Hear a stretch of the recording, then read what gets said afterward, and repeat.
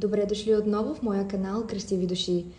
Нека видим какво е посланието на астрозаровете, тарокартите и оракулските карти за седмицата 11-17 ноември 2024 година. Да започваме! Нека започнем с астрозаровете. Да видим те какво послание ни носят. Каква ще е енергията през този период? Имаме Юпитер в Скорпион, в седми дом. Юпитер е планетата на експанзията, на разширяването, на новите хоризонти и на всички нови възможности, които, ако се отворим, можем да видим и да преследваме. Тя се нарича още и второто слънце. Много слънчева, много приятна планета. Аз лично я намирам за изключително топла и подхранваща. Точно защото ни дава нови възможности за разширяване на познанията, на емоциите. В случая със сигурност ще бъде емоционална седмица, защото имаме Скорпион отново. Скорпионът е мистериозния знак, дълбокия, който влиза в детайлите, в тайните и всичко това, което остава скрито. А седми дом е домът на отношенията с нашите партньори. Генерално това, което усещам като енергия, е, че най-вероятно ще влезем в по-дълбоки разговори, които ще разширят повече комуникацията с нашите партньори. Ще разговаряме за теми, които до сега са били просто на повърхността, но имат нужда от повече дълбочина, от повече разглеждане и изговаряне на детайлите. Най-вероятно става въпрос за бъдещи планове, които изграждаме с нашите партньори, било то за местене, за живеене някъде или за семейство. Може да бъде всичко. Каквото и да отговаря за вас, проследете къде имате нужда да навлезете в дълбочина. Къде имате нужда да изговорите неща, които досега не сте смели да обсъдите или пък не се е намирало възможност, за да стигнете до там. Проследете наистина тези неща, за да си отговорите и, разбира се, да използвате енергията на седмицата, за да може това, което трябва да бъде изговорено, да изплува на повърхността и, разбира се, да се намери решение за него. А сега нека видим какво са ни подготвили оракулските карти като тема на седмицата.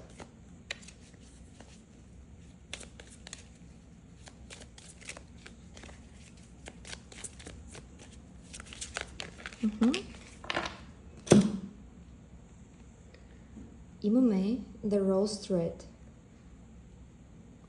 Вътрешно повикване, водени от душата, мистицизъм и живеене с кураж.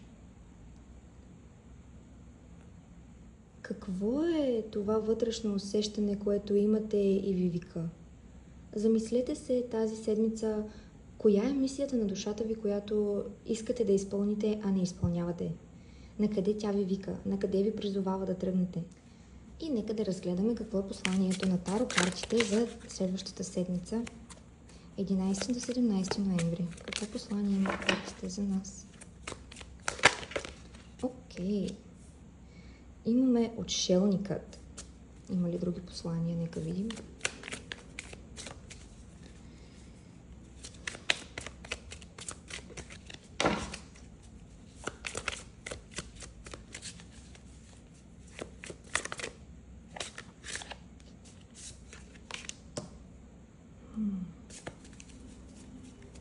Нещо друго.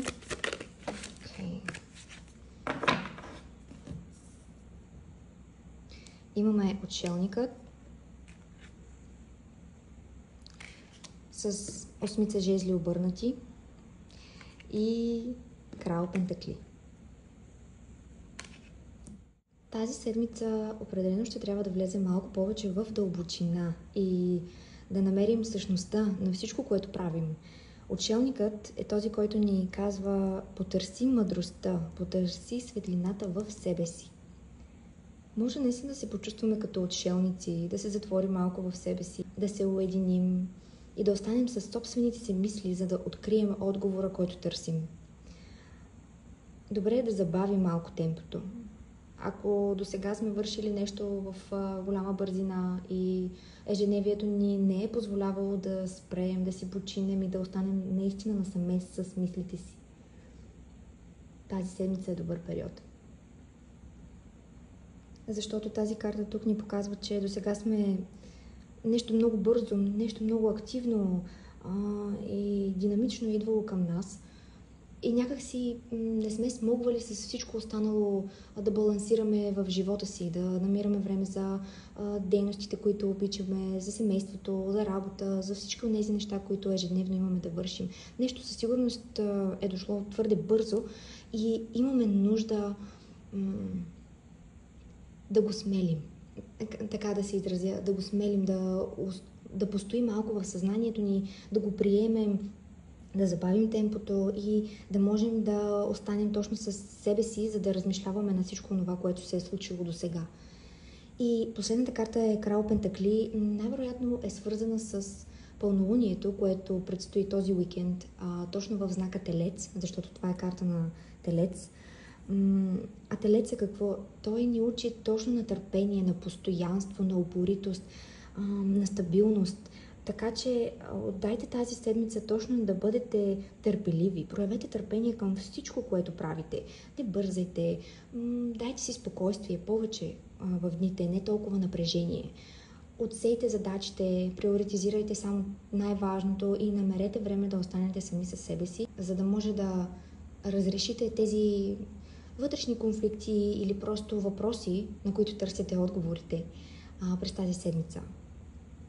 Пълнолунието може да ни помогне да изчистим много неща, точно които не желаем да задържаме повече в себе си. Също така е свързано с финансите. Това може да се отнася за кариера или за дома. Може да става въпрос за семейството.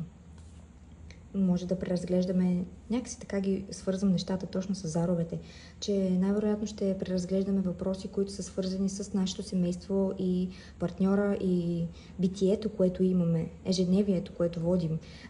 Може би някакви промени, които искаме да внесем там или да обсъдим как можем да внесем тази промяна съвместно, заедно, как да разширим повече възможностите, да влезем на дълбочина в нещата. И каквото вече ни е нужно, искаме да премахнем, да го направим точно тази седмица. Да използваме енергията на пълнолунието и да се оттърсим от всичко това, което вече ни е нужно. Заявете какво наистина искате. Тази карта тук точно това ни подтиква да направим. Да сме водени от собствената си душа, от нейните желания и от това как искаме да ги постигнем. Размишлявайте над тези въпроси. Забавете темпото и встъпете в своята собствена сила, в сигурността си. Кажете кое на вас ви носи сигурност, как искате да постигнете тази сигурност. Какво е онова, което ще ви накара да се чувствате стабилни в живота, в финансов план, в материален, физически, т.е. в дома. Може би точно тези теми ще изплуват тази седмица. Бъдете смели, стъпете в своята сила, заявете това, което желаете и навлезте в дълбоките води. Разрешете всичко това, което до сега не сте успели. Просто бъдете искрени, бъдете себе си. За мен беше удоволствие да направя това четене. Благодаря ви, че останахте до край. И ако видеята са ви интересни и искате да получавате повече насоки за това какво предстои през следващите дни, последвайте канала и се абонирайте. Чао и до нови срещи!